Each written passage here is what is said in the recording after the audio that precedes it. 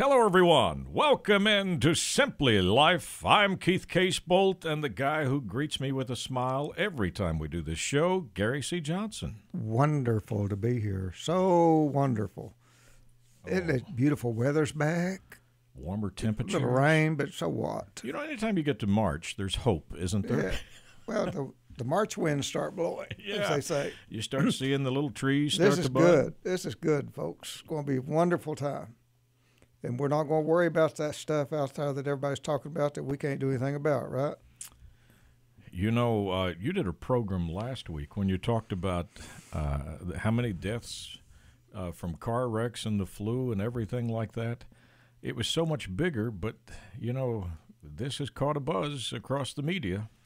Well, I figure somebody's trying to make some money off of it. Well, if you're in the business of hand sanitizer or wipes, you're doing really good right now. Toilet paper.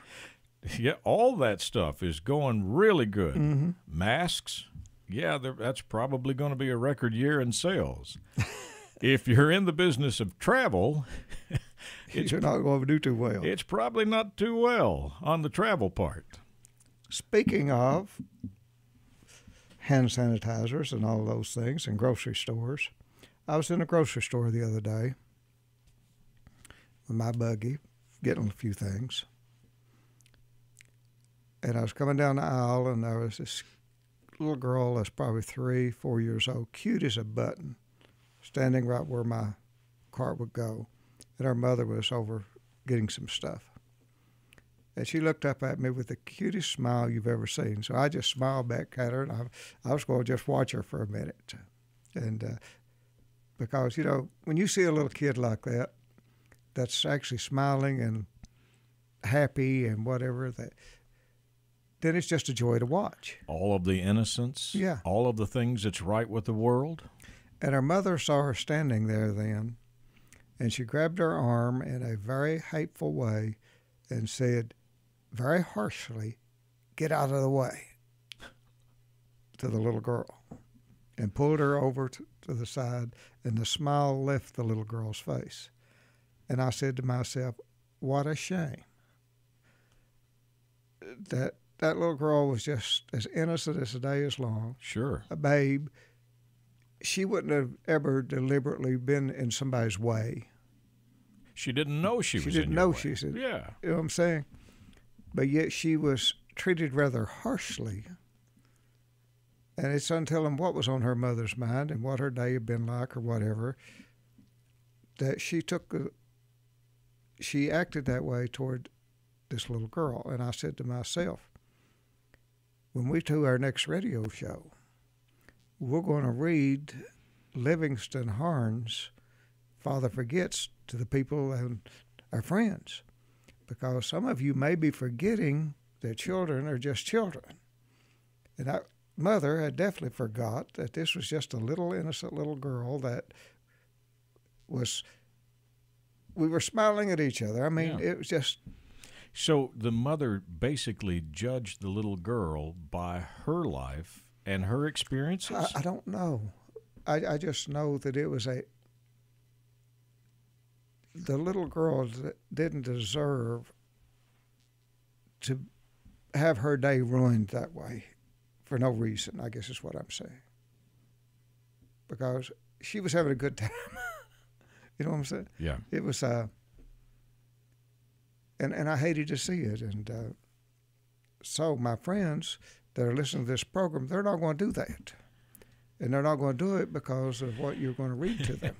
Listen. From a Dale Carnegie book. I've got to warn my friends, if you have had a spat with one of your children of any kind, brace yourself, because the first time that my friend Gary C. Johnson had me read this, he did not prep me. He had me read it on our television show, and I couldn't hardly get through it because of the tears and because of realizing how wrong I had been. So it's not going to be easy. And maybe that mother may be listening. Let's hope. Let's hope. Let's hope. It is entitled Father Forgets by W. Livingston Larned. Listen, son, I am saying this as you lie asleep, one little paw crumpled under your cheek, and the blonde curls stickily wet on your damp forehead. I have stolen into your room alone. Just a few minutes ago, as I sat reading my paper in the library, a stifling wave of remorse swept over me. Guiltily, I came to your bedside. There are these things that I was thinking, son. I had been cross to you. I scolded you as you were dressing for school because you gave your face merely a dab with a towel. I took you to task for not cleaning your shoes. I called out angrily when you threw some of your things on the floor. At breakfast, I found fault too. You spilled things. You gulped down your food. You put your elbows on the table. You spread butter too thick on your bread. And then as you started off to play, I made for my train. You turned and waved a little hand and called, "Goodbye, Daddy." And I frowned and said in a reply, "Hold your shoulders back." Then it began all over again in the late afternoon. As I came up the road, I spied you, down on your knees playing marbles. There were holes in your stockings. I humiliated you before your boyfriends by marching you ahead of me to the house. You know, stockings were expensive, and if you had to buy them, well, you would be more careful. Imagine that, son, from a father. Do you remember later, when I was reading in the library, and how you came in timidly, with a sort of hurt look in your eyes? When I glanced up over my paper, impatient at the interruption, you hesitated at the door. "What is it you want?" I snapped. You said nothing, but ran across, and one plunge you threw your arms around my neck, and you kissed me. And your small arms tightened with an affection that God had set blooming in your heart, and which even neglect could not wither. And then you were gone, pattering up the stairs. Well, son, it was shortly afterwards that my paper slipped from my hands, and a terrible, sickening fear came over me. What has the habit been doing to me? The habit of finding fault, of reprimanding. This was my reward to you for being a boy? It was not that I did not love you. It was that I expected too much of youth. I was measuring you by the yardstick of my own years. And there was so much that was good and fine and true in your character. The little heart of you was as big as the dawn itself over the wide hills. This was shown by your spontaneous impulse to rush in and kiss me good night. Well, nothing else matters tonight. Son, I have come to your bedside in the darkness, and I have knelt there ashamed. It is a feeble atonement. I know you would not understand these things if I told them to you during your waking hours. But tomorrow I will be a real daddy. I will chum with you. I will suffer when you suffer. I will laugh when you laugh. I will bite my tongue when impatient words come. And I will keep saying, as if it were a ritual, he's nothing but a little boy. Nothing but a boy. I am afraid I have visualized you as a man. Yet as I see you now, son, crumpled and weary in your cot, I see that you are still a baby. Yesterday you were in your mother's arms, your head on her shoulder, and now I realize I have asked too much, much too much. Whew, that is... Isn't that powerful? Well, yeah, that's that hits you and hits you pretty hard, doesn't it? So, my friends, if you're raising small children, take that to heart. They're just small children. And you know, Gary, as I'm reading that again, it seems like every time I read it, I get something new from it. I was thinking about the lady and the little girl in the grocery store. No doubt the mom probably thought she was doing something good in correcting the child. She maybe thought she was teaching a lesson. Well, I don't want to judge the mother too harshly because who knows what was going on in her life at that time. Sure. Who knows what trials and tribulations she was having. But the reason I'm pointing it out, and it brought it to my attention to do this, was that's just an example I have. We need to be careful in those formative years of how we treat our children. And it was obvious in this passage that the father was busy. You know, he had to catch the train, he had to work, he was doing the things that he was doing, but all of this was just a reminder that he had not thought that it was just a little boy he was talking about. Well, he got in the habit of finding fault. And it's a habit you can get into.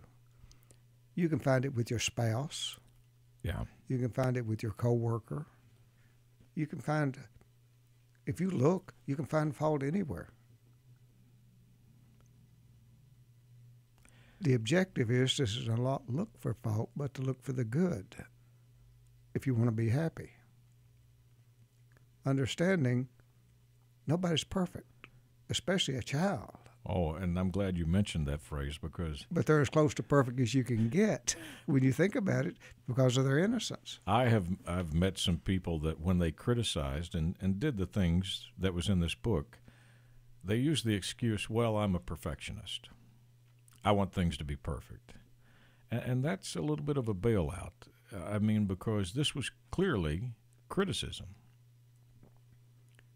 Remember, camouflage criticism, unsolicited advice. It's unsolicited advice. I guess the part that, the first time I read it that did bring me to tears is when the little boy runs into the room and the father says, "What do you want?" Only to be greeted with a kiss and an "I love you." And that's the part that is, to me, so emotional because the first words were critical and a "what do you want" and "why are you interrupting me," only to be greeted with a kiss. Mm-hmm. Well, I think to me, the first time I ever read it, it struck home, and it was absolutely probably something I needed at the time. And or otherwise, I wouldn't have been so profoundly impacted by it. Sure. Now, my question to you is, this is talking about a little boy who's maybe 3 or 4 years old. Does this apply even as we get older? Because my children are 27 and 16, but they still haven't been through life for the years that I've been through. It applies not just to children. It applies not just to your children. Mm-hmm. As I said a while ago, it applies to everyone around you. Sure. Don't go looking for fault. Because if you do, you will find it. In your opinion, it'll be fault. Now, in the other person's opinion, it may not be because we're so different as human beings. But you will find things that will make you want to be critical. You'll find things that make you want to condemn and criticize. You will find it if you go looking for it. And not everybody has the same set of skills that you do. So, and they don't look at things the way you do.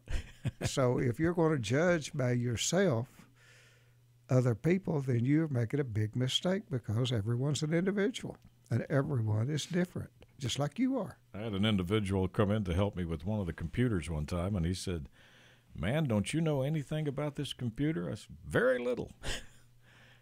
I mean, to this individual, they could tear one apart and put it back together. But to me, if I turn it on, I've done amazing things. Answer would be, I was sense enough to call you. Well, that's what I was going to pay you to do, was to fix it. Yeah, you could have drawn that back out. But we tend to think things that we know, that it makes the other person dumb because they don't know it, but that's just not their expertise. How many times have I said on this program that everything you know how to do is simple? Everything you don't know how to do is a mountain to climb. Oh, listen. Several years back at a Hillbilly Days, Gary and I stepped out on the street, and there was a guy with a chainsaw making this beautiful sculpture out of a log, and we just kind of looked at each other and said, "That cat's a genius." I mean, to me, that's impossible to do. But that was his skill. Well, it is impossible for you to do, or me. Well, absolutely. I mean, if you put a gun to our head and say, "Do it," we'd be dead. I don't know that I would get it started, let alone be able to sculpt it. You would probably cut the log in two, but I don't know what I could do. That was the gift as an individual that he has. Sure. We didn't get it. So you recognize this and you say, hey, if I ever need a log sculpted, I'm going to go to this guy. That's right. And this guy says, if I need somebody to represent me when I've been hurt in a car wreck, I'm going to this guy. But you're not trying to do his art, and he's not trying to do yours. Well, that's the point I guess we keep coming back to, is how unique people are and how different everyone is. And the skill set of people is so different. Some can know everything about art and can draw and do all those things, and the same way with music. To me, that's like a foreign language. You might as well be talking some foreign language to me. To expect me to draw something or to play a musical instrument, I couldn't do it. It's not, the good Lord did not give me those gifts. It's that simple. I'm like you. And I understand it, and he gave me some, and I appreciate what he gave me, but it wasn't those things. When I hear people that just sing like angels, and it's without effort. I mean, they just have that ability. They won't even let me hum in church, let alone sing. I couldn't carry a tune in a 5-gallon bucket, but you're right. That's the gift that they were given. So your message to us is embrace the gift that you got. And don't worry about anybody else's gift. It's what it is. Appreciate the fact they've got it. Be grateful for them. And appreciate the fact, period, that they've got the gift. But don't waste 1 minute regretting the fact that you don't have the gift. All the regret in the world is not going to give you the gift. Yes. And all the whining and crying about it's not going to give you the gift. And the sad thing is, if you embrace your own, you might find out that it's really special. I guarantee you that if you embrace who you are and the way you were made as a human being, if you embrace that and say, okay, I like me just fine, I'm pretty good, yep, I can do this, you will be so happy and so content. Instead of worrying about what someone else has or doesn't have or what they did. It's not, you shouldn't care other than to be glad for them. Mm-hmm. But you should never be jealous and you should never resent it. I think one of the most important radio programs now, looking back on it, that you've ever done was toward the end of the year when you talked about loving yourself. And you did a whole program on, do you really love yourself? If so, let's talk about things. Are you treating yourself good? Are you talking nice to yourself? Are you taking yourself out for a walk? And when you went through all of this list, it dawned upon me, maybe I didn't love myself because I wasn't doing a lot of good things for myself. And if you don't love yourself, there's a high probability you will not love anyone else. Now, you may pay lip service to it, but in the reality of life, you have to first start with loving yourself and being satisfied with who you are. You're not going to change who and what you are. You're not going to really, other than maybe lose some weight or whatever, you're not going to change how you look. You're the way you were meant to be, exactly the way you were meant to be as part of this universe. And that's okay. And that's okay. But the first person that will condemn you for being the way you are is you. And then you try to conform, or you try to change, or you try to make yourself something else for some odd reason. Because of other people. I tell you, in that program, the other thing you said was, listen, please don't try to fit in. March to your own drum beat. And if you fit in, fine. If you don't fit in, fine. But be true to who you are. And if once you learn how to be true to you are, you have a chance at being happy, my friends. You have a real good shot at it. Unless you can learn to be true to number one. And when that chatterbox starts bad-mouthing on number one to you, shut it up, write it down, and see how stupid it is what it's saying, and get rid of it. But you have to be content with who you are.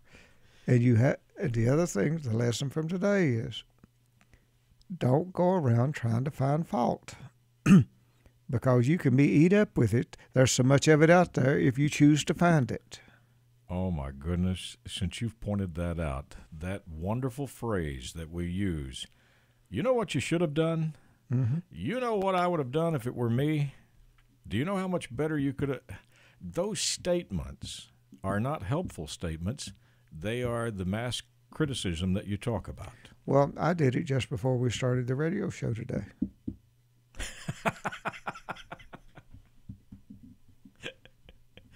Well, no, not really. Not really. That's an inside joke between Gary and I, but yeah, I understand that because it is so. We want to help. We want to do things. Mm-hmm. We want to do good for people, not realizing sometimes that what we could perceive good for them may not be what they need. You never know.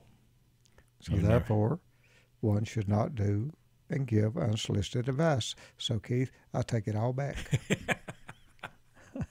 No, it's too late. You gave good advice. and I also asked. So that changes everything because I asked your opinion and your advice on what to do. But even when you're asked, well, what term should we use? What if, or let's think. I mean, is there different ways to phrase it that we can talk with people? Sure you can. Well, why did you decide that? What went into your decision? What was your decision-making process? And then if it's sound, you say, that's logical. That makes sense. Makes sense. So you're forcing the other person to think, and they'll come up with the answer and themselves. if they should be doing something different, more likely than not, when they have to articulate their reasoning, they'll probably come up with what you would have suggested anyhow. Now, I've got to tell our friends listening, you have done that over the last 20 years with me so many times that I've come with a situation, and you've said, well, what do you think? And I come out and say, well, I really think this, this, this. And you're like, okay, that's good. That's right. Go ahead. But most people know the answer to the questions they have, wouldn't you think? Anytime someone asks you a question, 90% of the time they know the answer. They're looking for validation? Of what they're going to do. They know the answer. They need you to validate it maybe, but they've already made their mind up. They know the answer to the question, regardless what the question is. Mm-hmm. It's just the way we're made. So that key question about how did you arrive at that decision, you will know real quickly if they defend that decision. A couple of years ago, a jury consultant had hired a young man to help him. And he's from down in Winston-Salem. And he's a real good friend of mine. And he was wanting to get my advice on what to do because this young man wasn't doing what he expected him to do. And it was so funny. He went through all those things to telling me about that. And he said, what do you think? I said, you know the answer. You just laid out all the groundwork and told me everything, right? Yeah. And he looked at me and said, you're right. I do know the answer. Yeah. He didn't need me to tell him. So is that for a confidence, a backup, or to say, well, Gary C. said, this was the answer? No, I think that sometimes we want sounding boards. Mm-hmm. Sure. But most of the time we've already made our mind up. And sometimes somebody will say something that will change that. But it's rare. Well, I love the conversations we have because you always say, well, did you think of this? Or what about this? Or how would this, you ask questions. How would this impact the decision? Or what would this do to your decision? And it's like a chess game. You have to think several moves down the road. And instead of giving advice and criticism and finding fault, maybe you just ask some questions. Be a conversation. But don't find fault because it's everywhere in your mind. If you choose to find fault, my friends, you will. Well, if you choose to not find fault, you won't find it. For those of you just tuning in, we read Father Forgets at the beginning of this program by W. Livingston Larned, and what a great lesson. And as you said, not just with your children, with your coworkers, with your friends, with the people around you. That little story was really valuable. And the other thing is, my friends, if you set out on the mission of finding fault, you will become miserable. And you will stay that way. And this, again, as we talked about, I think, on the television program the other night, is about when you're in the store and people see you coming, they don't turn and run away. They come to you smiling. You can catch Gary's television program on Tuesday nights, Simply the Law. It's on WYMT in Eastern Kentucky. Tuesday nights at 7 p.m. In Central Kentucky, there's a late-night replay on WKYT, your CBS affiliate, and for those of you that get up early in the morning, on your Fox affiliate in Central Kentucky. We're actually on Monday mornings at 6:30, and then Friday mornings on at 6:30, and all new shows. So we'll talk about the law, we'll talk about life, we'll have a good visit. Have a good time. And hope you can enjoy and be happy. Happy. If you need to reach Gary, you can do that at GaryCJohnson.com. On behalf of Gary C. Johnson, I'm Keith Casebolt. Thank you so much for taking this time to visit with us. As always, Gary and I look forward to meeting you again next week, right here at this very same time.